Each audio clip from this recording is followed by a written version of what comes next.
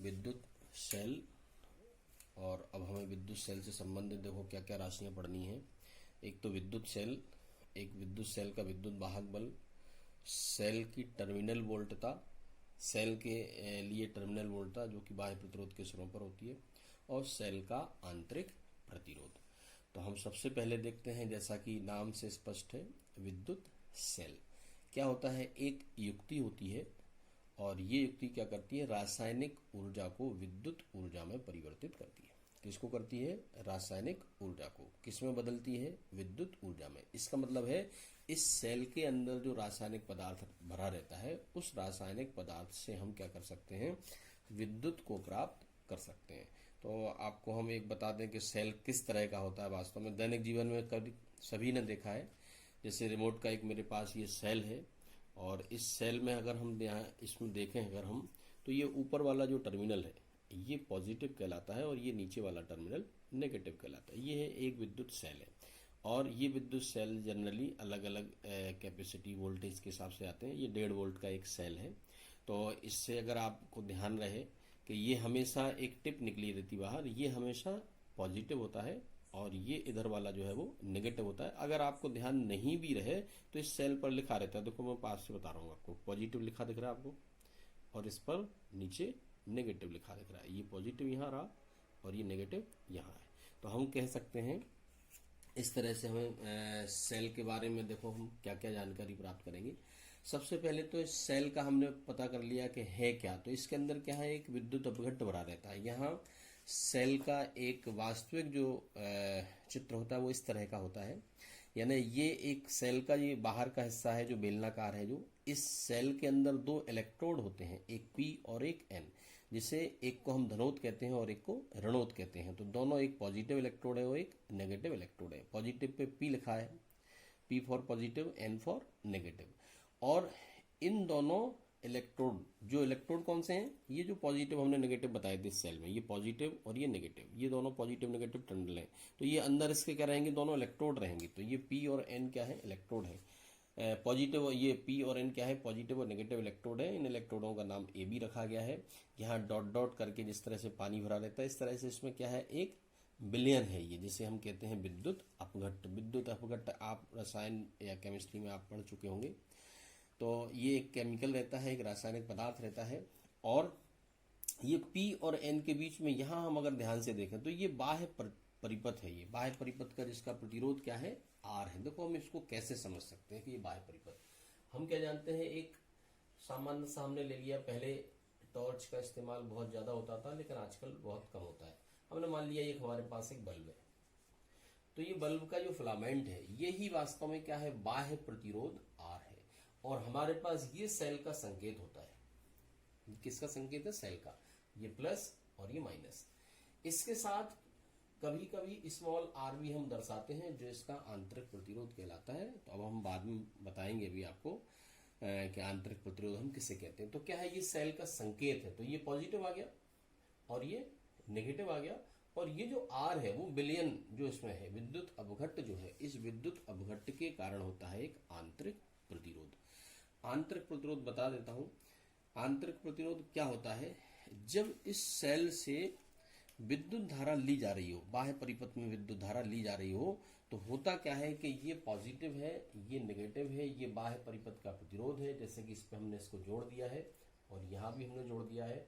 धारा के लिए आपको अब महत्वपूर्ण बातें जो हमेशा याद रखनी है वो ये है, धारा हमेशा धन आवेश से दूर ऋण आवेश की ओर बाह्य परिपथ में प्रवाहित होती है। ये बाह्य परिपथ यहां से लेके यहां तक है, ये बाह्य परिपथ है। ये तो केवल कनेक्टिंग वायर है, तार है जिससे आप जोड़ोगे। ये क्या है, तार है। तार से जोड़ना पड़ेगा ना, इसको एक तार लिया, इसे जोड़ दिया पॉजिटिव से, यहाँ लिया और यहाँ जोड़ दिया। जैसे घरों में हम बिजली के तार जोड़ते हैं, तो हम ये पॉजिटिव और निगेटिव, ये कहलाता है सेल का विद्युत वाहक बल।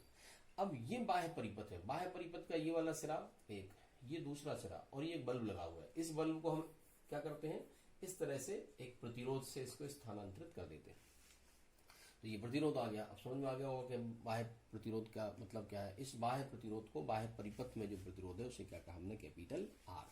अब हम जो बता रहे थे आपको, धारा हमेशा धन आवेश से दूर और ऋण आवेश की ओर बाह्य परिपथ में, ये रहा बाह्य परिपथ, बाह्य परिपथ में क्या आ जाएगी, धन आवेश से दूर, ये रहा दूर, और ऋण आवेश की ओर, ये रहा। जबकि ये सेल के अंदर वाला हिस्सा है, यानी बाह्य परिपथ ये हो गया, ये धन आवेश से दूर। अब ये धन है, ये धन कैसे पता चलेगा, ये पॉजिटिव है तो जब इससे जुड़ा है तो ये पॉजिटिव हो गया, और ये नेगेटिव है तो ये नेगेटिव। तो धन आवेश से ऋण आवेश की ओर बाह्य परिपथ में धारा का प्रवाह होता है। ये कहें बैटरी के धन आवेश से दूर ऋण आवेश की ओर। तो यहाँ धारा कैसे बहेगी, ये पॉजिटिव और ये नेगेटिव, और ये बाह्य परिपथ, तो ये पॉजिटिव से ये पॉजिटिव हो गया और ये नेगेटिव। धारा कैसे जाएगी, धन आवेश से दूर ऋण आवेश की ओर, बाहर वाले परिपथ में। ये बार बार क्यों बता रहा हूं, क्योंकि इसमें कंफ्यूजन रहता है कि हम कहां से कहां लें धारा की दिशा। तो क्या है धारा की दिशा, हमेशा ये धन इलेक्ट्रोड धन आवेश से दूर ऋण आवेश की ओर। और अब हम जैसी धारा यहां आई ऋण पे, तो धारा कहां जाएगी, इधर अंदर जाएगी। फिर धारा किस वजह से प्रवाहित होती है, आवेशों के प्रवाह की दर को हम धारा कहते हैं। तो आवेश बह रहे हैं यानी इलेक्ट्रॉन का प्रवाह हो रहा है। तो यहां से ये धारा की दिशा है। तो इलेक्ट्रॉन का प्रवाह कैसे होगा, इसके ठीक विपरीत दिशा में, क्योंकि इलेक्ट्रॉनों के प्रवाह की दिशा हमेशा धारा के प्रवाह के विपरीत दिशा में मानी जाती है। तो अब हम क्या कह रहे हैं यहां से, तो जैसे ही धारा यहां से और यहां आएगी तो बीच में क्या मिल रहा है उसको, एक विलयन मिल रहा है, विद्युत अपघट्ट मिल रहा है। विद्युत अपघट्ट के जो अणु हैं, इन आवेशों के मार्ग में रुकावट पैदा करते हैं। जैसे आप सड़क पे चले जा रहे हैं, रास्ते में जानवर, कई बार देखा होगा आपने, गाय बैल वगैरह सड़क पे बैठे रहते हैं।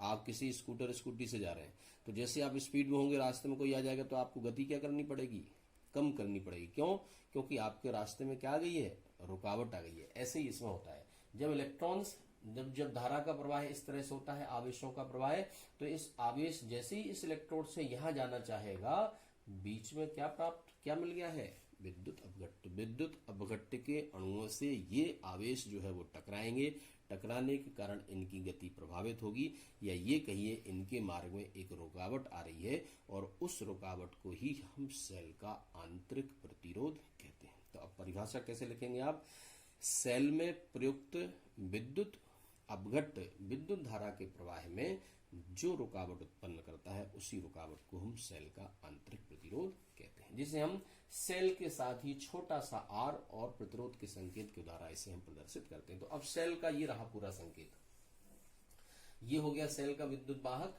बल, और ये सेल का हो गया स्मॉल आर यानी आंतरिक प्रतिरोध। तो धारा के लिए हमने पहली शर्त क्या बताई आपको, धारा हमेशा दिशा कहाँ होगी, धनावेश से ऋणावेश की ओर। दूसरी चीज याद रखें धारा के लिए, और वो ये है कि धारा हमेशा दो बिंदुओं के बीच विभव में अंतर के कारण प्रवाहित होती है। अगर दो बिंदुओं के बीच विभव में अंतर नहीं है तो कभी भी धारा परिपथ में प्रवाहित नहीं होगी। देखो कैसे, ये हमारे पास परिपथ है, इस परिपथ में ये धन से जुड़ा हुआ है, ये वाला सिरा धन से जुड़ा है, तो यहां पर जो विभव होगा वो धनात्मक होगा, और ये ऋण से जुड़ा है तो यहाँ विभव जो है वो ऋणात्मक होगा। तो ये धन और ऋण, यहाँ विभव अधिक, यहाँ विभव कम, हमेशा धारा अधिक विभव से कम विभव की ओर प्रवाहित होती है, सेल के अंदर नहीं, सेल के बाहर।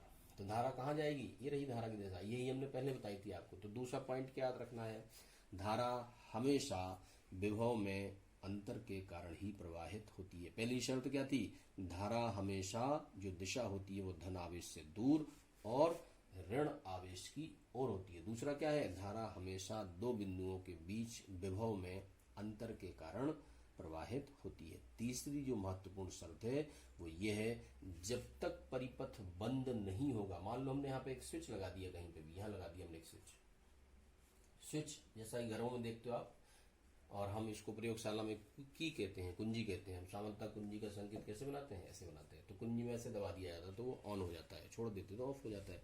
तो अगर ये स्विच लगा है, अब जब स्विच लगा है तो इसकी स्थिति ठीक वैसी ही रहेगी कि बीच में क्या आ गई, इसके वायु आ गई है, और वायु एक धारा के लिए बहुत बड़ा कुचालक है। जैसे धारा यहाँ से चली, मान लो आप सोच रहे हैं कि यहाँ धारा प्रवाहित हो रही है, तो रुकावट कहाँ आ रही है, ये धारा यहाँ से चली, और ये जैसे ही यहाँ पहुंची तो यहाँ और यहाँ के बीच में क्या है, वायु है, क्योंकि स्विच ओपन है, खुला है, और वायु विद्युत के लिए बहुत बड़ा कुचालक होता है।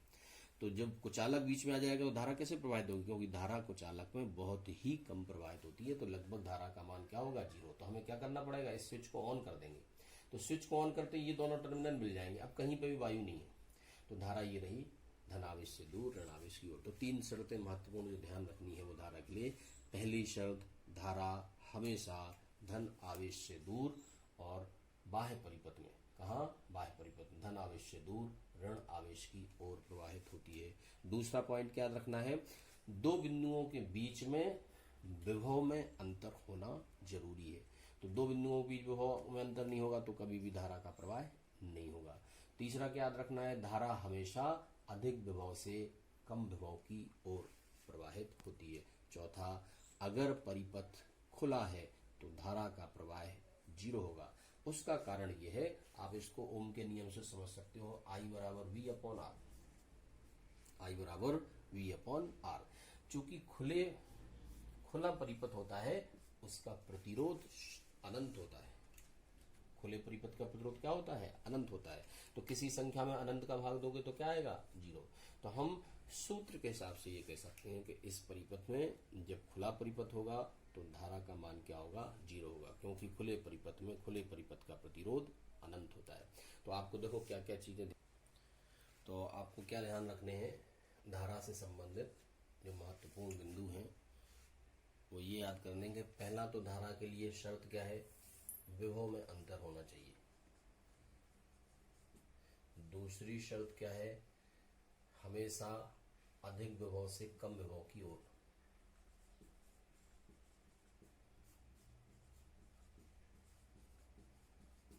तीसरा क्या ध्यान रखना है, धन आवेश से दूर ऋण आवेश की ओर, कहां, बाह्य परिपथ में।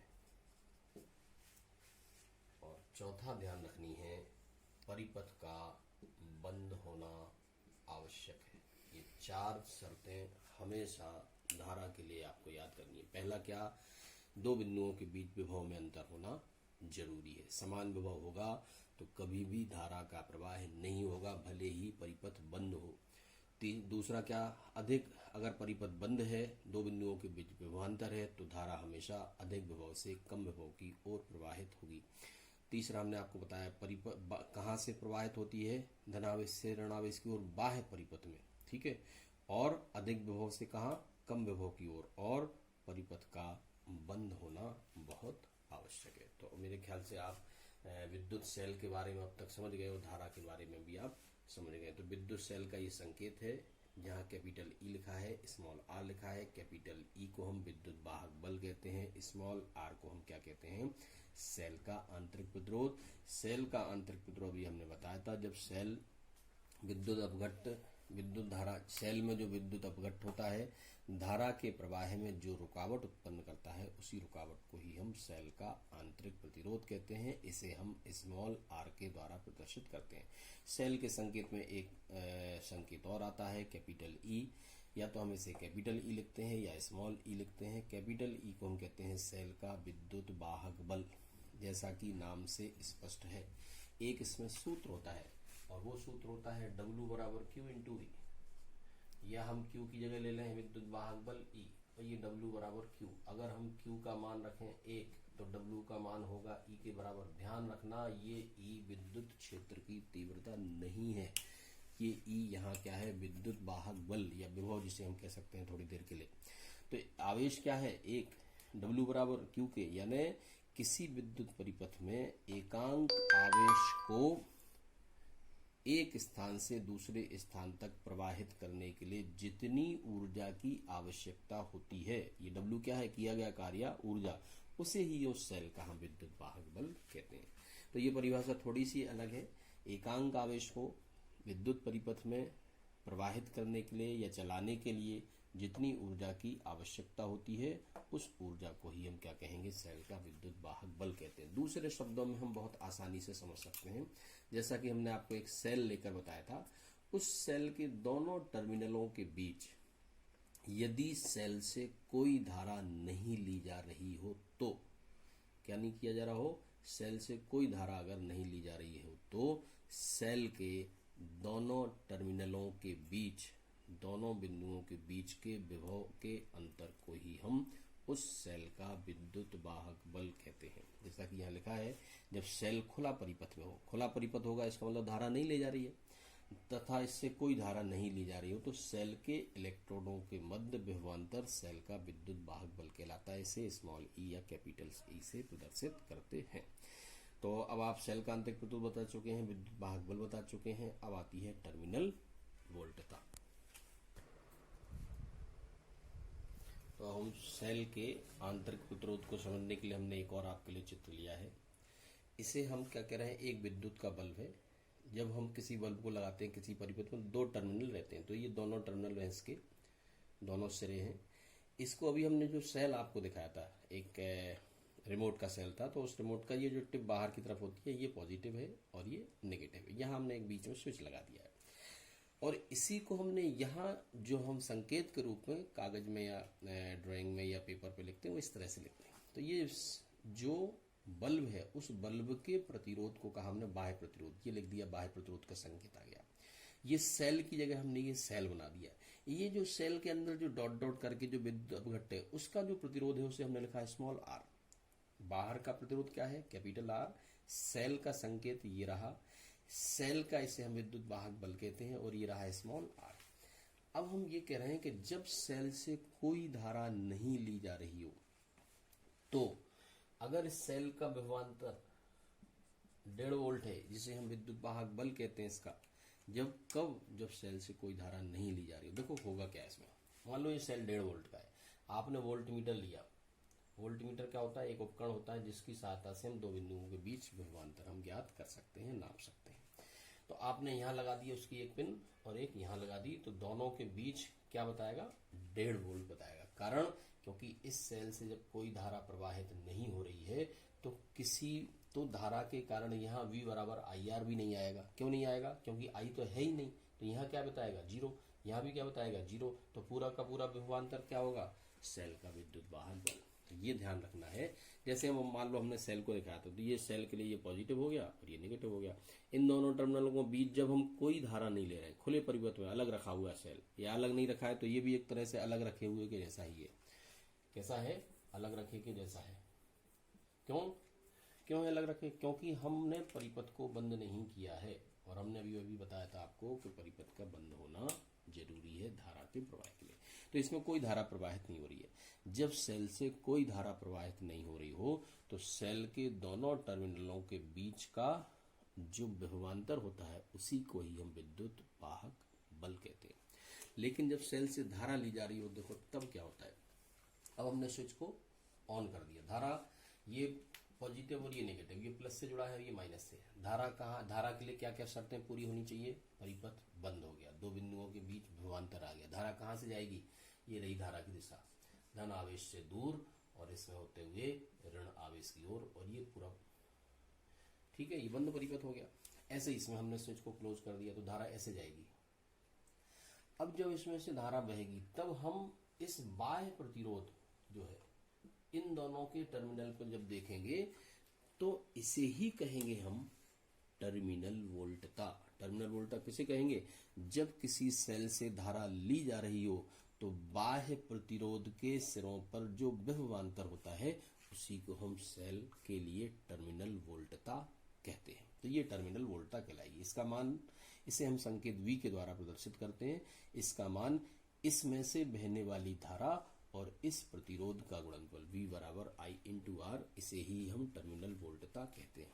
ठीक है, अब हम बार बार एक वर्ड आता है विभव पतन। विभव पतन इसको ही कहते हैं जो विभव प्रतिरोध के सिरों पर होता है, जिसे हम टर्मिनल वोल्टता कह रहे हैं। जो विभव प्रतिरोध के सिरों पर होता है उससे ही हम विभव पतन कहते हैं। तो यहाँ विभव पतन बाह्य परिपथ में इतना रहा, अब यही धारा इसमें से भी जा रही है, तो इस आंतरिक प्रतिरोध पर विभव पतन क्या होगा, धारा इंटू प्रतिरोध का गुणनफल। यही तो कहलाता है ओम के नियम से। तो इसे हमने स्मॉल v लिख दिया। स्मॉल v कैपिटल V में अंतर ये है कि ये बाह्य प्रतिरोध पर टर्मिनल वोल्टता, इसी को विभव पतन कहेंगे बाह्य प्रतिरोध के लिए, और ये आंतरिक प्रतिरोध पर विभव पतन। जब भी कोई वर्ड आता है विभव पतन, जब भी ये वर्ड आए तो आप समझ जाएं कि किसी न किसी दो बिंदुओं के बीच विभव में अंतर या किसी प्रतिरोध के सिरों पर कितना विभवांतर है। जैसे ये प्रतिरोध के ये दो सिरे रहे, तो इस पर जो विभवांतर होगा उसे ही कहेंगे हम इस प्रतिरोध पर विभव पतन। कोई भी युक्ति हो उस पर विभव पतन यानी उसमें से बहने वाली धारा और उसके प्रतिरोध का गुणनफल ही उसका विभव पतन कहलाता है। तो अब हमें एक चीज और समझ में आ गई होगी, टर्मिनल वोल्टता। जब सेल, क्या क्या चीजें ध्यान रखनी है, जब सेल बंद परिपथ में हो यानी खुला परिपथ ना हो, बंद हो और सेल से धारा ली जा रही हो, तो बाह्य प्रतिरोध के सिरों पर जो विभवांतर होता है उसे को ही हम सेल का टर्मिनल वोल्टता, सेल के लिए टर्मिनल वोल्टता या बाह्य परिपथ के लिए टर्मिनल वोल्टता कहते हैं। टर्मिनल वोल्टता का मान हमेशा विद्युत वाहक बल से कम होता है। उसका कारण है, हम यहाँ एक सवाल आपको करके बताएंगे, उससे आपको क्लियर हो जाएगा कि V का मान E से कम कैसे होता है। जैसे कि हमने यहाँ पे क्या लिया है, एक हमने विद्युत परिपथ ले लिया इसी तरह का, ये 2 वोल्ट की सेल, 2 वोल्ट है इसका विद्युत वाहक बल, इसका मान 4 ओम है और इसका मान 1 ओम है। स्मॉल आर कितना है, 1 ओम। बाह्य परिपथ में कितना है ये, 4 ओम। हम सारी चीजें निकाल के बताएंगे। विद्युत वाहक बल ये रहा E, विद्युत वाहक बल कितना दिया है, 2 वोल्ट। अब इस परिपथ में जो धारा प्रवाहित होगी, फिर से वही शर्त, धनावेश से दूर ऋणावेश की ओर, ये रही धारा की दिशा। तो सबसे पहले तो हम क्या करते हैं, किसी भी परिपथ में जब हम धारा का मान ज्ञात करेंगे तो निकालेंगे तुल्य प्रतिरोध, जो कि हम पहले निकाल चुके हैं, Req। तो तुल्य प्रतिरोध देखो यहां से लेके यहां तक 4 ओम तो ये है, प्लस ये एक आंतरिक प्रतिरोध, तो ये हो गया 5 ओम। Req, I बराबर E अपॉन Req, जैसे V बराबर IR होता है, इसी बराबर E बराबर I इंटू आर के। E का मान कितना है 2, R का मान कितना है 5, क्या आया 0.4 एम्पियर। ठीक है, तो ये धारा कितनी है, ये धारा है 0.4 एम्पियर। अब हम निकाल लें सारी चीजें, अब हम V निकाल लें, V कितना आएगा। V हमने क्या बताया था आपको, इसमें से बहने वाली धारा और इस प्रतिरोध का गुणनफल। तो ये प्रतिरोध कितना है 4, बहने वाली धारा कितनी है 0.4, तो 4 इंटू 0.4 कितना आएगा,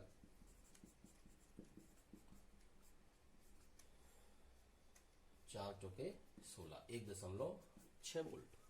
जबकि बैटरी कितने वोल्ट की है, 2 वोल्ट की, तो ये यहाँ कितना आया 1.6। तो हमने क्या कहा था, V का मान E से हमेशा कम होता है, तो आ गया 1.6, 2 से कम। बाकी 0.4 कहाँ गया, बाकी 0.4 यहाँ रहेगा, 0.4 इंटू 1 यानी 0.4, तो 0.4 कहाँ रहा विभव पतन, विभव की पतन यानी विभव कहाँ रुक गया है, रुकावट कहाँ गई विभव की, इस आंतरिक प्रतिरोध पर। तो 0.4 यहाँ रहेगा, इसलिए E क्या रहेगा 2 रहेगा, ये रहेगा 1.6 और ये 0.4 आंतरिक प्रतिरोध के सिरों पर, जिसे हमने I इंटू आर लिखा, I 0.4, R1 0.4 इंटू 1 0.4 इंटू 1 यानी 0.4 वोल्ट आ जाएगा ये। तो इस तरह से हम पता कर सकते हैं कि V का मान हमेशा E से कम होता है।